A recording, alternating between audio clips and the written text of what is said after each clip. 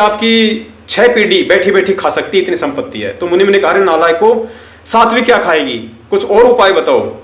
तो मुनिम ने कहा, जी साधु संत बताया करते हैं, उनकी मतलब उनके शरण में जाया जाए। तो एक साधु की गए वहां पे शरण में, उस साधु ने बताया, जी भंडारे करो, धर्म भंडारे करो, जितने धर्म भंडारे करोगे परमात्मा उतना ही ज्यादा तुम्हें धन देगा।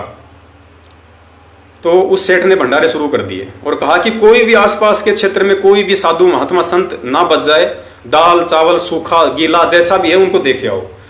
नौकरों ने वैसा ही किया, पूरी नगरी में सप्लाई शुरू कर दी। एक भगत के पास गए जो अपना मतलब गृहस्थ जीवन में रहते हुए अपना जीवन यापन कर रहा था, उसकी पत्नी थी, वो स्वयं था। वहां गए नरसिंह जी के सेवादार और कहा, जी हमारे सेठ जी का आदेश हुआ है और जी ये राशन ले लो आप।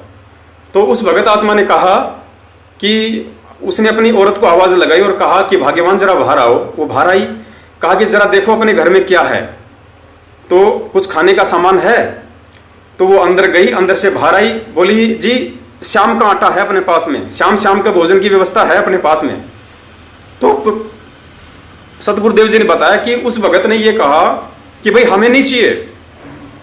बोले भाई क्यों नहीं चाहिए? बोले हमारे पास में शाम का है। अरे बोले भाई शाम का है, बोले सुबह बोले भूखा मरेगा। बोले भाई भूखा वो मरता है जिसको भगवान पे विश्वास ना हो, वो आदमी भूखा मरा करता है, भगवान का भगत कभी भूखा नहीं मरता। वो लोग बड़े प्रभावित हुए, वापस सेठ जी के पास गए। सेठ जी ने कहा कि भाई सबको दे आए। बोले जी दे आए। तो बोले कोई रह तो नहीं गया? बोले जी एक था। बोले ऐसे ऐसे वो करके, बोले साहब उसने लेने से मना कर दिया। बोले क्यों, क्या कहा? बोले जी उसने ये बात उसने कही है कि हमारे घर में शाम का आटा है, हम नहीं ले सकते, और आगे परमात्मा देगा, नहीं देगा तो फिर उसकी मर्जी। सेठ के कान खड़े हो गए। गुरुजी ने कहा कि सेठ वहां गया, जाके उसके पैरों में गिर गए। बोले भाई महाराज क्यों नहीं ले रहे आप? शाम को ले लो, कल बोले भूखे मरोगे। बोले भूखा वो मरता है जो भगवान की भरोसे नहीं रहता, जो ठग होता है, चोर होता है, भक्ति मार्ग में 420 करता है। गुरुजी ने विधान बताया, वो भूखा मरता है, भगत को भगवान भूखा नहीं मरने देगा। सेठ उसके चरणों में गिरा और फिर उस जो भगत था उसने उसको कहा कि क्यों ये कोड इकट्ठा कर रहा है? भगवान पे विश्वास कर, सभी सृष्टि के सारे जीवों को दे रहा है।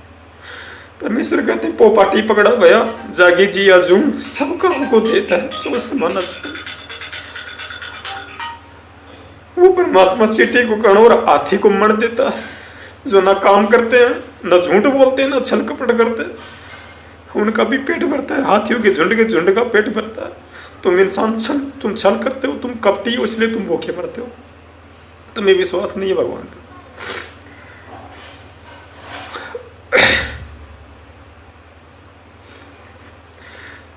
सेठ जी उसके चरणों में गिर गया और वहां से उसको शिक्षा मिली। तो इसी बात को आधार बना के दास ने ओमपाल जी से कहा कि भगत जी हम दोषी न बन जाए परमात्मा के। हमारा मकसद यहाँ पे वो राजपाट प्राप्त करना नहीं है, धन दौलत प्राप्त करना नहीं है, हमारा मोक्ष प्राप्त करवाने का मकसद है। हमसे गलती ना बन जाए। मेरठ में जो आती हैं वो आत्मा आती है जो परमात्मा की विशेष पुण्य आत्मा है,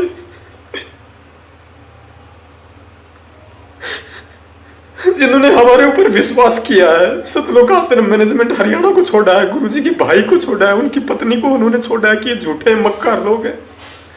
और हम लोगों ने जो सच्चाई बताई उसके बदौलत इन लोगों ने यहाँ विश्वास किया है। 2 पैसा यहाँ दे रहे हैं भंडारे में, अगर उनको लाभ नहीं मिलेगा भगत जी हम बड़े दोषी बन जाएंगे।